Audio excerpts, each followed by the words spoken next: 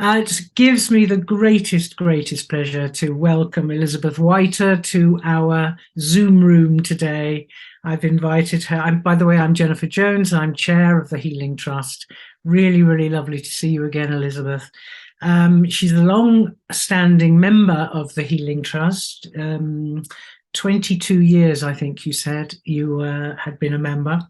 And now you've done so much work with animals, and I happen to have this book of yours here, which is sits on my bookshelf. And whenever one of my dogs has an issue, I start having a little look to see what I might find out, which is brilliant. And now I know that you're offering a diploma course in animal healing, which you've also been doing for quite some time. So, anyway, what is your journey all about, Elizabeth? I can't wait to hear. And I can see that little doggy on the floor. Yes, well, thank you for that wonderful introduction, Jennifer. Thank you so much, and it is such an honour to be with you today. I love being a healer, and I love being a member of the Healing Trust for over 2 decades now. And actually, it was my horse Wow on the front cover of my first book that got me into what I am doing today. And Wow sadly passed over quite some time ago, but I have always had horses in my life since a little girl. Yes. And Wow was a beautiful Danish warm blood. And in my late 20s, Jennifer, I was getting interested in healing. And it was through my horse Wow that I really made a massive connection to what we do now. Unfortunately, Wow had a terrible accident. Sorry. And it's often something that triggers off, isn't it, in life that brings you to this wonderful world of healing. And my beautiful horse Wow fell into a swimming pool and broke his Oh, neck. oh. Um, he was only 9 years of age, Jennifer, and Mm. he was a beautiful boy. And next door to us, where I used to live, was a residence that had a swimming pool. And the people that lived there, it was their second home, so they weren't around. We had a massive thunderstorm, and Wow was freaked out by the thunderstorm and jumped the gate and sort of like headed. We didn't know this was the middle of the night, and he headed towards that house. And the next morning, when I got up, early to go and feed, it was, a balmy sort of late summer night. He was the other side of the fence, and he looked very shocked. He had a rug on, a very lightweight rug, and I thought, my goodness, what's happened? Because I could tell that he was very upset. He was not holding his neck in an inappropriate way, because he broke his neck. We didn't find that out straight away, but I could tell that he wasn't himself. And so we got the vet out straight away, Yeah. and the vet was palpating his body. We trotted him up and everything. And at first, nothing showed to us that he had broken his neck.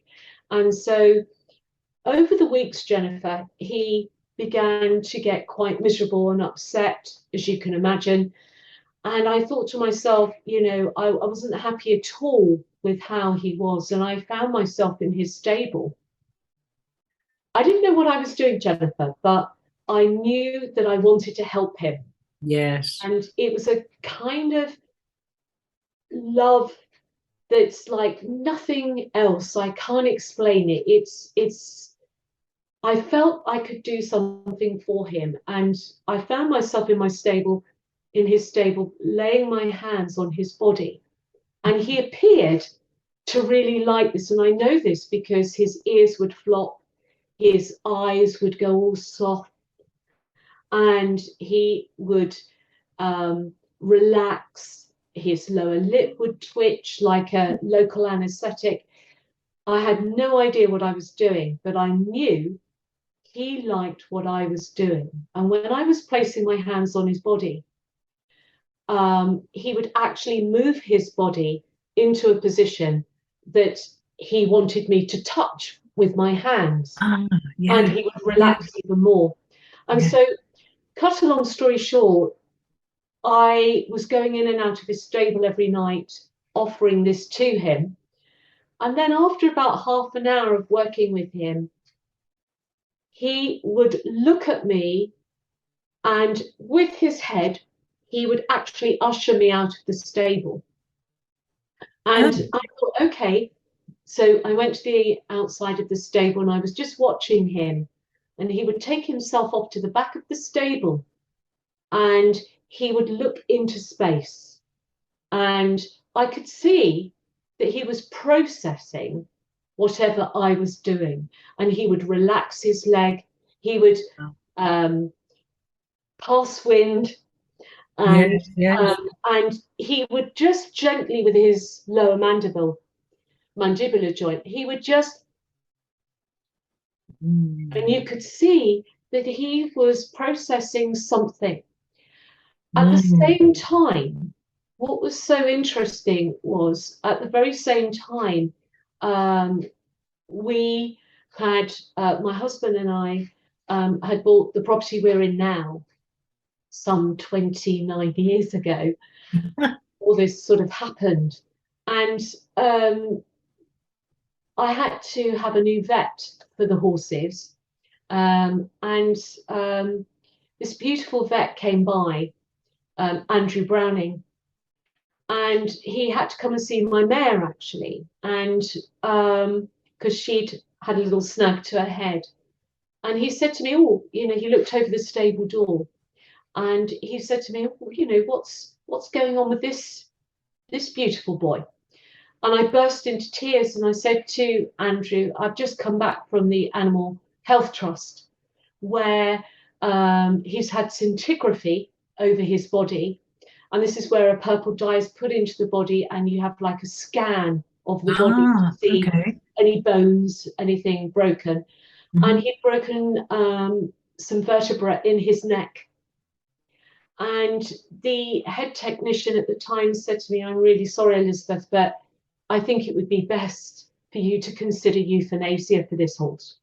Oh, my word. And, you know, I came back from that. I was so upset about that, but I thought, no, there is something I must be able to do.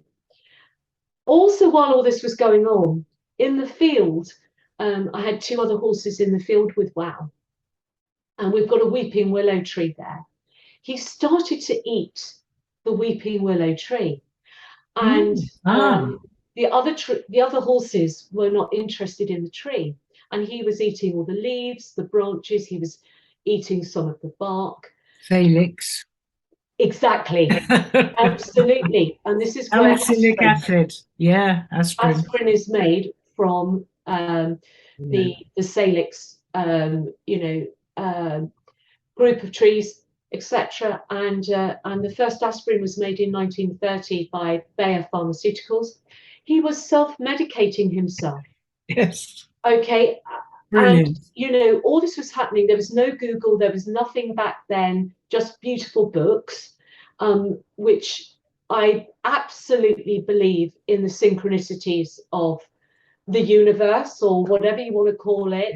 And at that time, not only did I meet Andrew, the new vet, but I also stumbled across an incredible teacher of zoopharmacognosy, which I trained in, which is where animals self-select plant materials to self-medicate themselves. Andrew said to me, look, when he was at my house, he said, look, I'm just getting involved in osteopathy.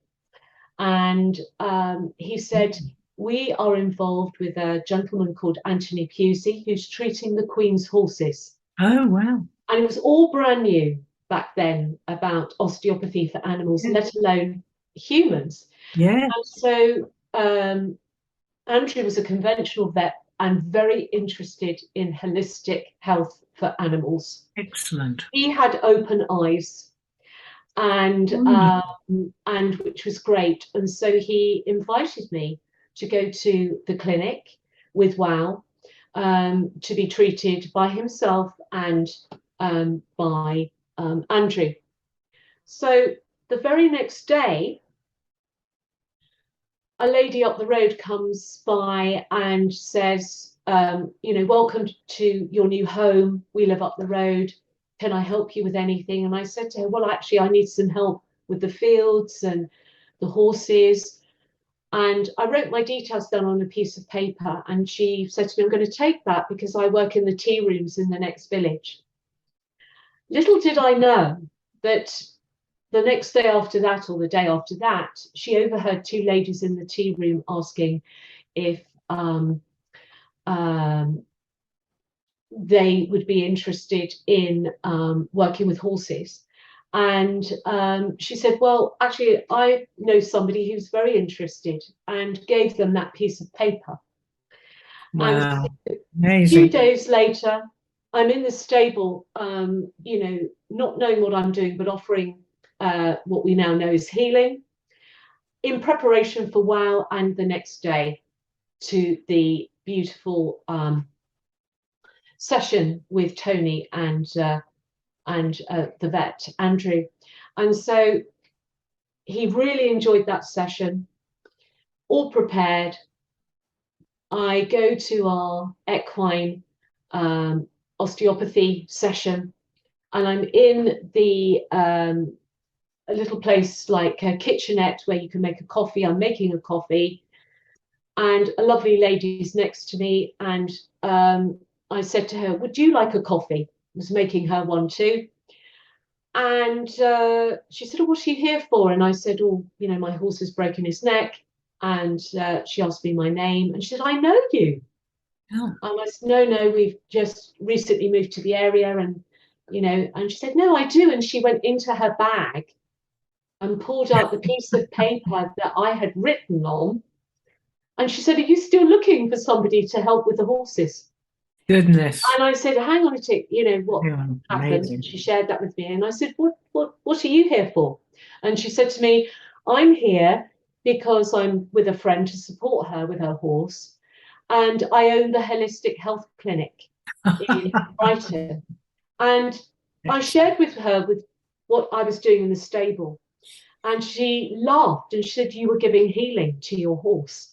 And she said to me, I really think you need to come and do some training with me. And at that stage, her holistic practice was offering Reiki, yes, 1 and 2. And so that was absolutely brilliant. And so she became a lifelong friend. So it was my turn to go in with Wow. And Andrew walked in, a large gentleman. What I mean by that is he was very muscular and everything, and had a sort of like the Michelin Man with his outfit on. He came in and started doing all sorts of work with Wow, and then Andrew came in, and the vet, brandishing a local anaesthetic, and Anthony said to Andrew, have you not given him a local anaesthetic yet? And he said, no, I was just coming in. I got a bit delayed. And both of them looked at me and said, what have you done to your horse? Because he's so calm and relaxed. Wow. And I keep saying wow, which is the name of the horse. His name. And I said to him, I said, look, I was just laying my hands on him the night before. I'd been doing this for a while, since he's broken his neck. And Anthony chuckled. He said, you've been giving energy healing, haven't you? So remember, this was like 28 years ago. Yes. And Andrew was like really interested and said to me, this is the first time that I've treated a horse not under a local anaesthetic, and it felt different. Because under palpation, he could feel so much more. Yes. And Wow was his first equine client for a year, Jennifer. So I went every month. because obviously they were really bad breaks. He said, I want you to continue your energy healing with him. I'm going to continue my osteopathy with him. Andrew can, kind of like observe all of this because this is great. Then as time went on, I was sharing with him about the weeping willow tree and all the rest of it, and him eating it and the other horses not eating it. And so this whole holistic approach, Jennifer, of what we know now as energy healing, lifestyle, environment, because every animal and human will adapt to their environment.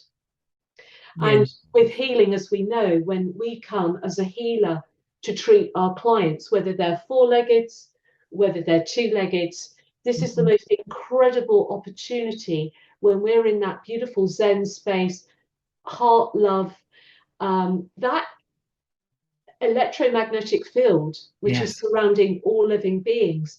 When that's emanating, anybody coming into our space, whether it's four-legged, two-legged, can sense and feel that this amazing symbiotic relationship takes place between healer and client, and we become one. And so, this was fabulous. And just to let you know that Wow made a full recovery. Wow. And he went on until he was 23 years of age. And of course, with seeing my own horse make this incredible recovery through the things we've just shared, I then went on to train with yourselves, which was absolutely amazing. So Vanessa at the Holistic Health Clinic was doing my Reiki. And if I might share that when I was doing the Reiki, which was amazing, I wanted more, and which then brought me to you guys, to the Healing Trust, and this marvelous opportunity to train for 2 years, Jennifer. And really learn my craft and feel confident with it. And then around about, it was actually Janice at the National Spiritual Healers, formerly known, when you were based up around, Sunbury, that was it. The office was there. Johnny said to me at the time, after I'd completed my 2 years and everything, and I said, I so want to create something for animals and everything. And she said, why don't you do it? Why don't you, never forget that, is go and set something up. I said, I want to treat as many animals as possible. I set up my animal clinic, first of all, Jennifer, from my lounge. So I was so focused. And then an article was written about me, a double-page spread in the Argos, which is at the time the largest regional newspaper on the coast, because I was working with a snake called Noah the boa. And Noah basically loved all the healing and everything, and he got so well that he escaped from his enclosure. And they brought me out again, as in to find him, because he'd gone off. And I tuned in, and I mean, science is proving our sixth sense, our intuitiveness. And my goodness, we could have a whole conversation on how we've evolved as a human being, how we've used that intuition over the hundreds of thousands of years previously. However, I tuned into him, and I could clearly see that he was up in the rafters somewhere on site, and he was, and they found him. And at the time, I'd been working with some elephants abroad and various other things, and that kicked off to giving me the confidence to the clinic developing. But then I thought to myself, Jennifer, I got great inspiration from yourselves, being an organization, being there as an umbrella for healers, training, support, you name it, that I thought, I'm going to set something up. And because I wanted to, there was nothing at the time whatsoever in terms of any diplomas in animal healing. Yes. Of around about a year, small courses perhaps for volunteers and stuff like that. And I thought, I'm going to set something up. And that's when I set up the Healing Animals Organisation. So we set that up in 2005. And then the first diploma course came forward, and professionally recognised by Baylands Insurance. We've been with them, like the Healing Trust. They're an incredible insurance company. Yeah. They've been there from the start with us all. They have. In us, and we can add on all our other qualifications with them, which is absolutely great. And other insurance companies have come along as well. But it was fantastic that I also had a couple of one lady who trained with me, who was a leading light in the Department of Education many years ago, exam board, tutor, everything, who actually came and trained on the course, and another lady who I had treated her beautiful dog, was also head of some universities and stuff like that, so that we could get it professionally recognized, etc. And the whole procedure. But I didn't want to get away from the fact that this is very much a vocational course. It's like the Healing Trust. It's like the way we heal, the way we're with each other, our beautiful teachers, and all the different things that we learn on healing. I have to say that I got great, inspiration, and originally from Harry Edwards. Yes. Harry, I've got a picture of him back. I can see it. Yeah, I can see it behind you. Yeah. So all of these amazing synchronicities of actually going to Burrows Lee, before I actually came across the Healing Trust, when all those years ago, when you are able to go to these amazing places, meet people, and I do feel that it's sort of like destined. I don't feel it is a coincidence whatsoever, the way my path has taken. Yes. Because I've had many ups and downs, just like anybody else. It's not been a bed of roses. However, I have trusted, and I've also been led by, through meditation, and which plays a great part of our work, our own healing, to hear those messages and to have those gut feelings and intuitions. And so from that, I never forget when I was doing my healing training with the Healing Trust, and a part of that is going to work,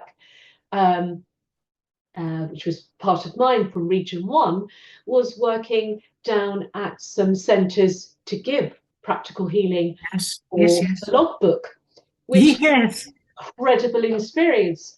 And I never forget working somewhere and thinking to myself, I just want to heal the world. I was just so excited, and realised that it is one person at a time, one animal at a time. And that's why another reason I wanted to set up the HAO, Jennifer, was that we could have a body of loads of people going out there offering healing to animals, to people. It's fabulous that energy is energy.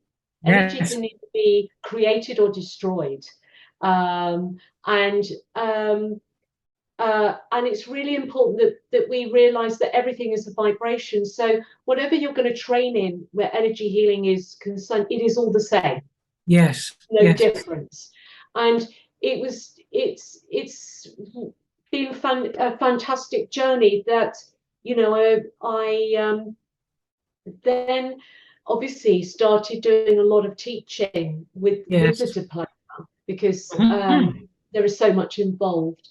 And from 2006 until now, we're involved with over 50 animal charities, Jennifer. Wow, that's amazing. And we volunteer our services. in this country and abroad. You know, we go to South America, we go to Borneo, we do a lot Wow. in Europe with Cyprus and Portugal. Yes, yes, you And do. that's using our energy healing techniques, but also communication, but also understanding about animals, and also our bedside manner with the veterinary fraternity. You know, Yeah. we work very, very closely with a lot of in-house vets at animal charities. So when we go abroad, we do basic nursing skills. So uh, being a healer incorporates a lot of things. Yes, yes. And you don't have the same, you can't talk, well, you can talk to them, but they don't speak English or indeed any other language apart from dog or cat or whatever it is. You have to interpret their behavior Yeah, to find out what's wrong with them, and or, link in with them to find out what's wrong. I talk to my dogs constantly, but of course they never answer back as such. But they pick up on what I say absolutely. all the time, Absolutely. all the time. We've got Frank here, actually. Yes. Frank is originally from the RSPCA. We were working down there some 11 years ago on a practical healing day. And he'd been brought in by an inspector. He was Wow. seized, actually, and Look at beautiful, him. having a lovely stretch there. He's Yeah. 13 and a half years of age. Perfect. Hello, He knows you're talking about him too, doesn't he? He does indeed. He does indeed. And Yes. beautiful Frank here was brought in. He'd been living in a tiny cage, and his whole body was bulging through it. Oh my goodness, He'd poor been soul. seized, and he was only, because he's 13 and a half now, but he was about 18 months old when he came to us. And he hadn't been socialized with anybody. He was very food orientated, and for nearly 2 weeks when we got him, he sat on the garden mat, Jennifer. We've got a very large garden, Yes, and he wouldn't go any further than the mat because he didn't know he did. how He to could. that he could. I mean, obviously that changed all overnight, and he loved the garden, and he loved his walks and various things like that. But healing was really useful there to build trust with Yes, animals. yes. And he's 13 and a half now. My vet is over the moon Wow. with how he's doing, because we have got some aches and pains going on there, some Yes, arthritis and what have you. yes. And we also have Claude, our beautiful Cypriot dog. I'll just show you Claude here. Claude, he's just under the table. Oh, lovely Claude. And Hello, little one. Look at him. Was he in the gorgeous. middle of a sleep? He looks like a bit sleepy. You're absolutely right. I shouldn't have woken him, but I just wanted our viewers to meet him. He's adorable. He is, yeah, we were working out in Cyprus. Yes. And Claude now is nearly 11 years of age. And in fact, on screen, I can just see how great he's going around the chops and that. Yes. But he was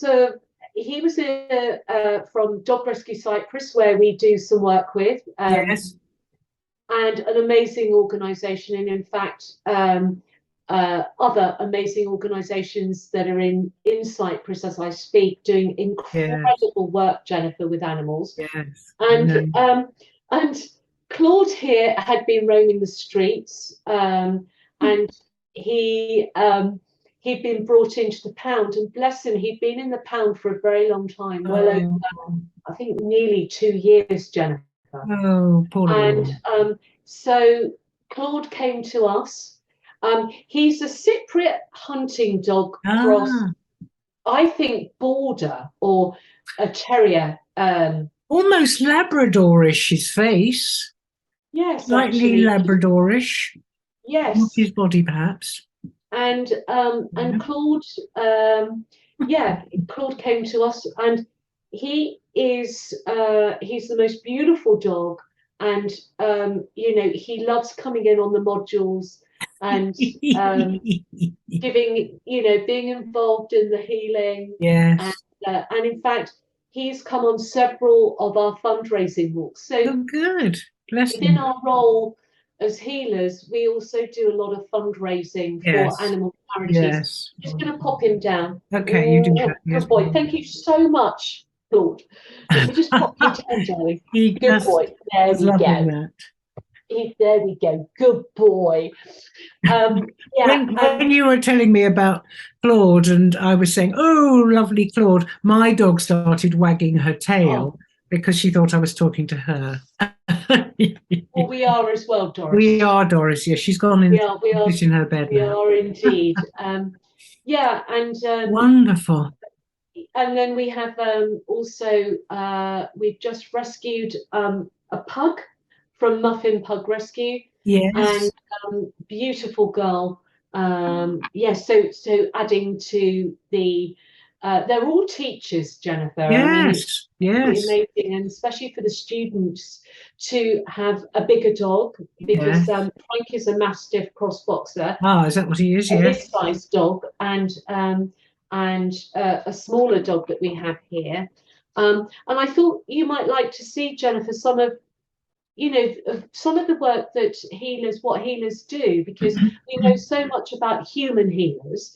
Yes. Um, and I just like to say, anybody who's watching is that anybody can become a healer, a human healer and an animal healer. Yes. Um, You just have and to want to do it, don't you?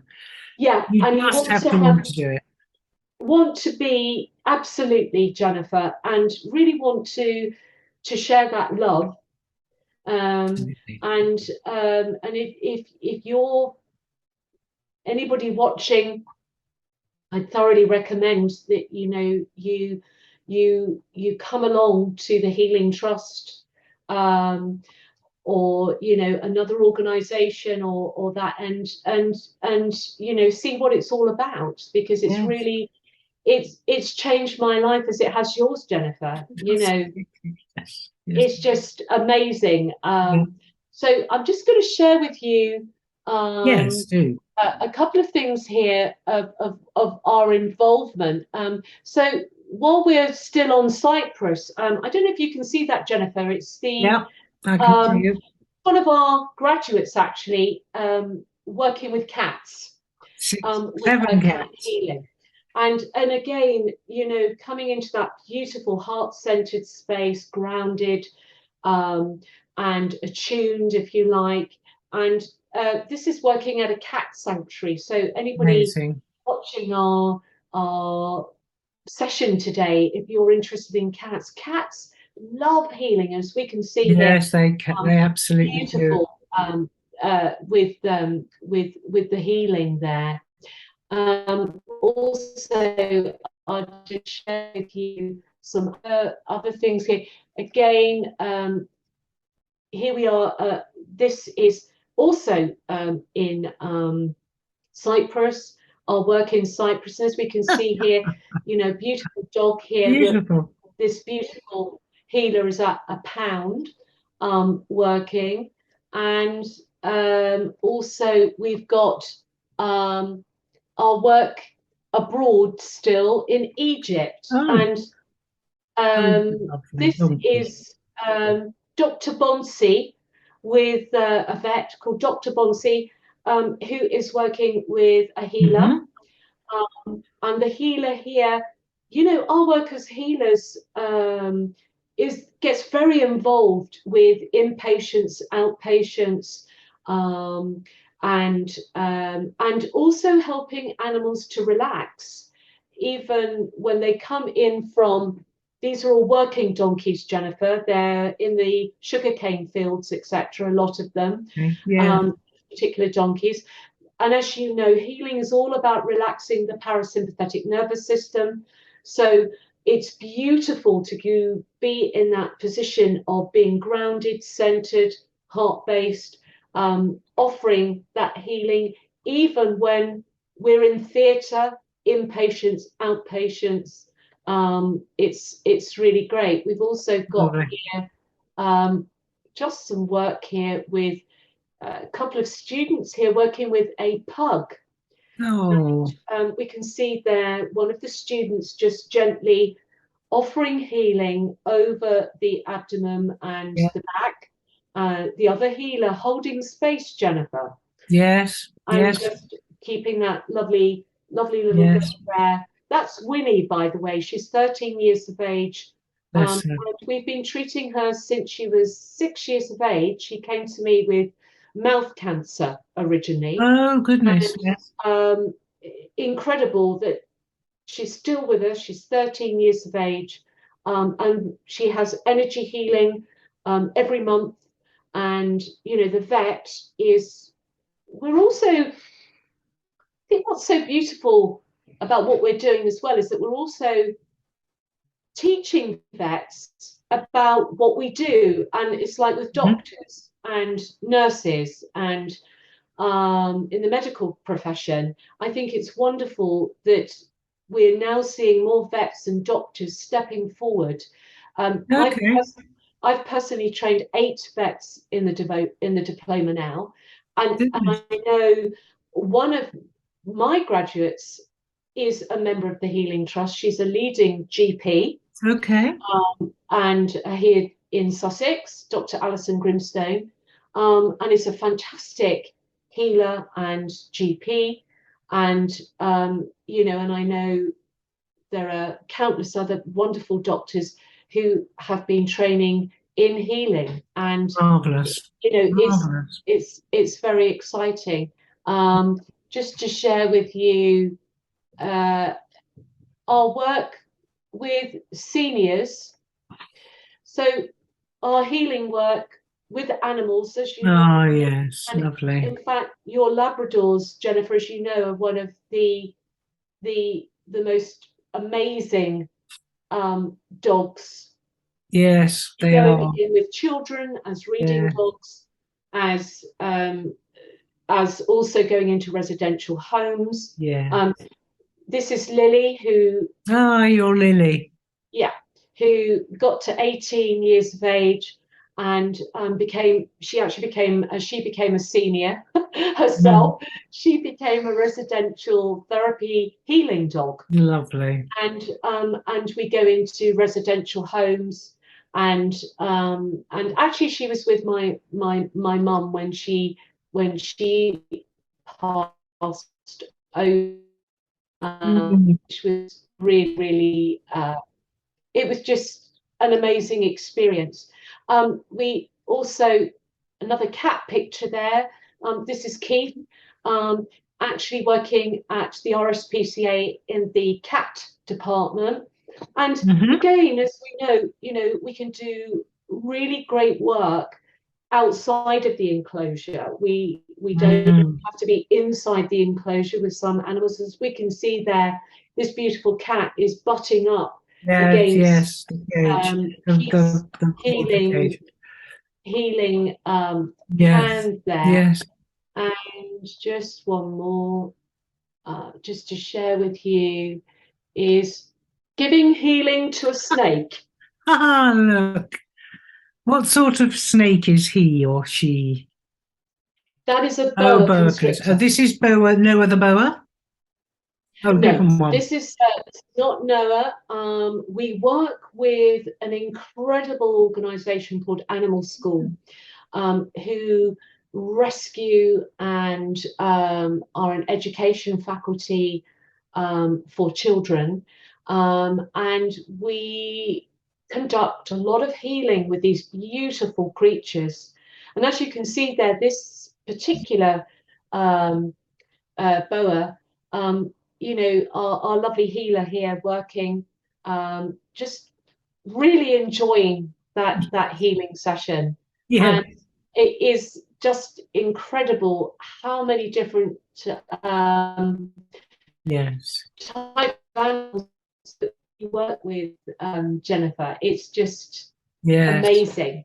Yes, amazing, isn't it? It's just wonderful. I've actually handled a snake myself on one occasion many years ago. Somebody had, I don't know, even know what sort of snake it was, but it would just wrap itself around you because they like warmth, don't they? Yes. So you'd find that this creature would climb in underneath your sweater and get cozy, and they would just sort of sit there and almost purr. They didn't exactly purr, but they were just getting comfortable and warm. Yeah.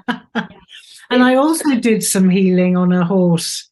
I'm not a horsey person. I have had riding lessons at one time, but I wouldn't describe myself as a horsey person at all, although they're such beautiful creatures.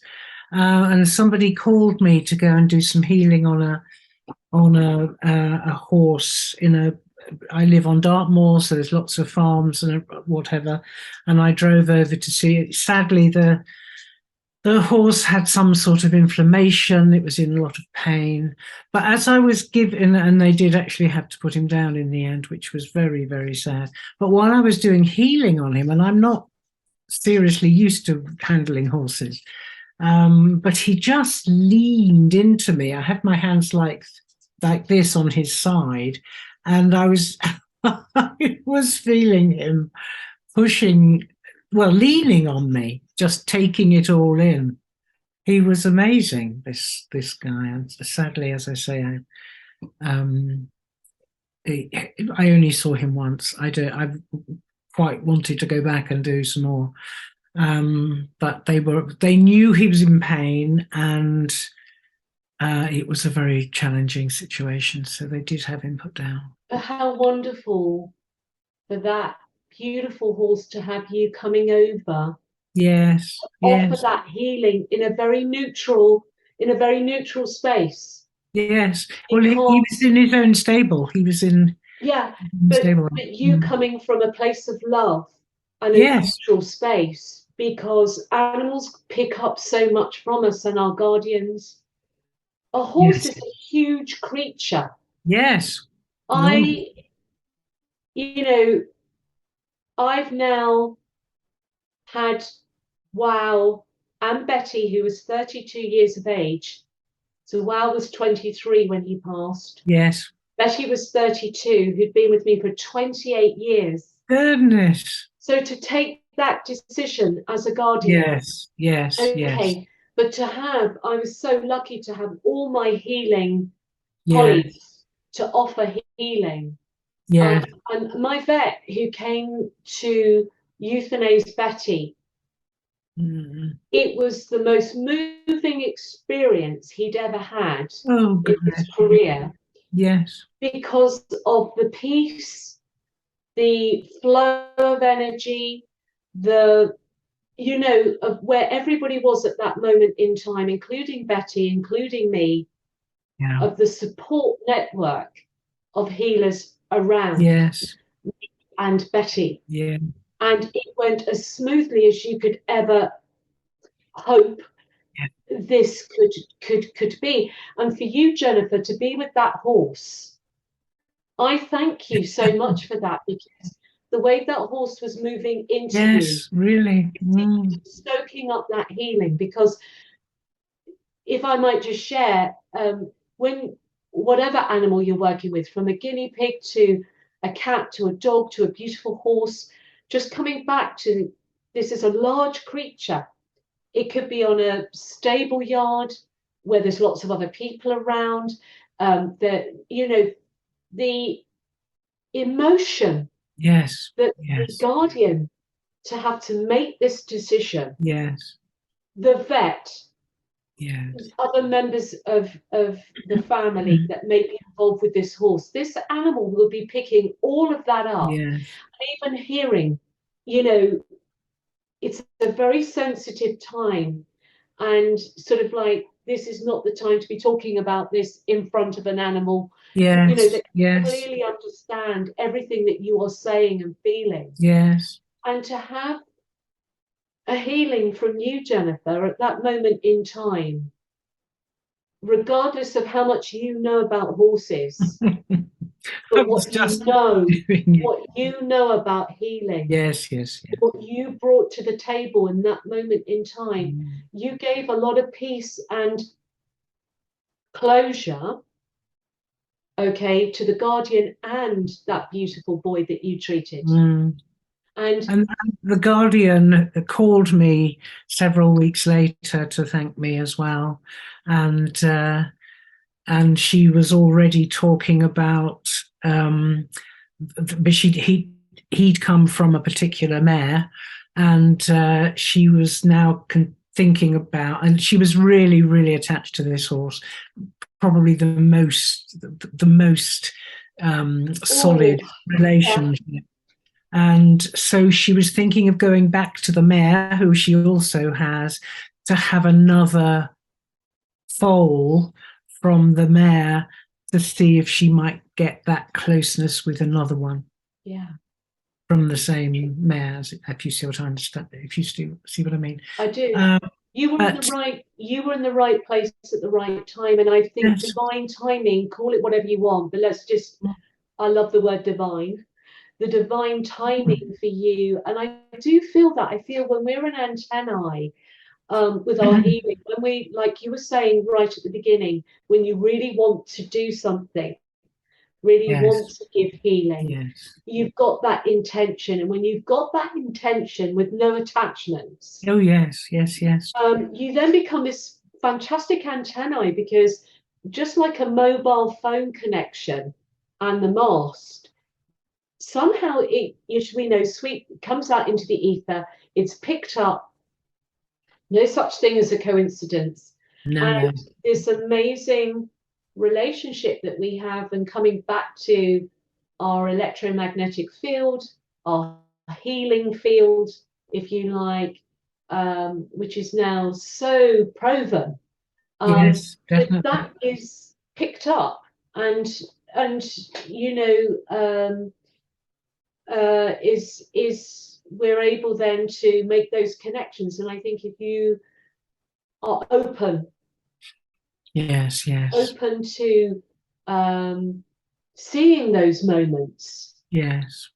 which are, you know, are the stepping stones to taking yourself forward, because everything in the universe is a vibration, and when Yes, we're all on that vibration, we're going to feel those other vibrations from others, so that we can, you know, we can connect. yes. Uh, Elizabeth, it's been absolutely amazing talking to you. Thank you so much for giving up so much of your time. It's been lovely, lovely, lovely to meet up with you again. I did come to one of your workshops previously, but I want to just say that you're going to be at the Harry Edwards Healing Sanctuary on Sunday, which the 7th of May, Yes. at 11 o'clock in the chapel. And no doubt they'll film it. They usually do, don't they?